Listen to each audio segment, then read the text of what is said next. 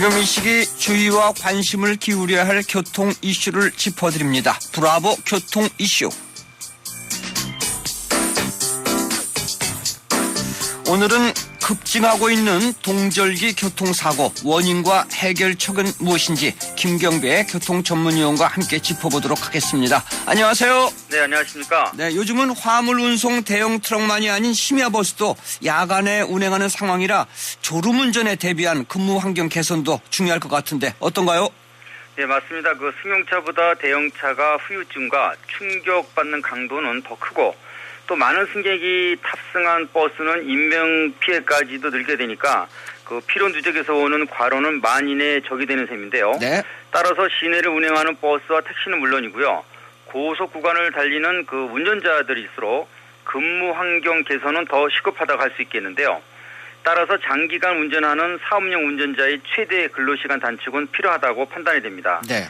지하철 기관사 정도는 될 수 없더라도 최소한 하루 10시간으로 제한하는 선진형 제도 지향은 지켜져야 할 것 같습니다. 네, 근무 환경 개선에 쉬는 날 과음과 심한 운동을 피하는 것도 중요하지만 예고 없이 찾아드는 졸음에 대비하는 자가진단도 필요하겠죠?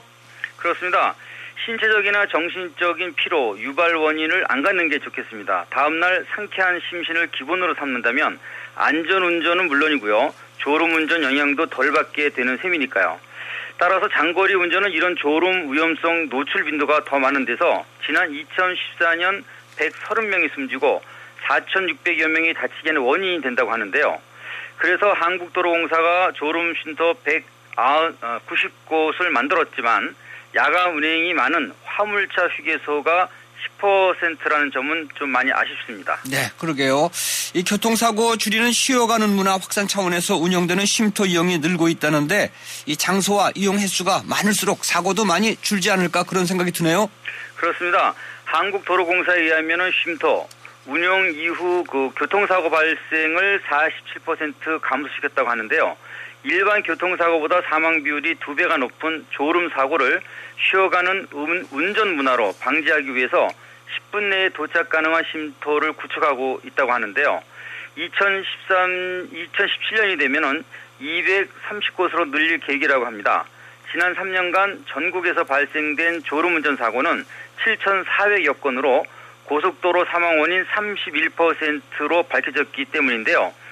시속 100km로 운행하다가 1초라는 시간은 무려 28m를 이동하는 거리가 되는데요. 이때는 브레이크도 밟지 못하는 것이 졸음 운전의 현실이다 보니까 네. 큰 충격에 의해서 40% 정도가 도로를 이탈하는 현상이 있다고 합니다. 네. 눈 깜빡하는 짧은 시간에 무려 28m를 이동하는 질주사고라면 그 순간만큼은 도로를 불문하고 공공의적인 음주운전보다도 더 심각하네요. 그렇습니다. 술을 마신 의식 상태와 또 눈을 감은 채 무의식에서 초당 28m를 이동하는 졸음운전과는 확연한 차이가 있겠죠. 교통안전공단이 이틀간 3시간밖에 잠을 못 잔 택시 기사를 상대로 해서 모의 실험을 해봤는데요. 네.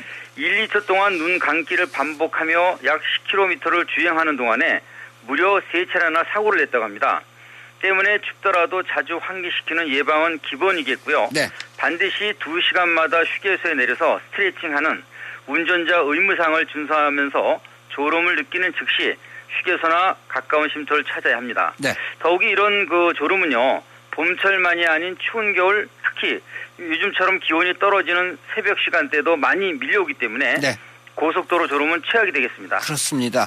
추우니까 창문을 꼭 닫고 히터를 트는 것도 이산화탄소 농도를 증가시키게 되는 거죠. 네. 이 어두운 야간에 잠 못 자는 야간 운행, 졸음 수위도 높겠습니다. 그렇죠.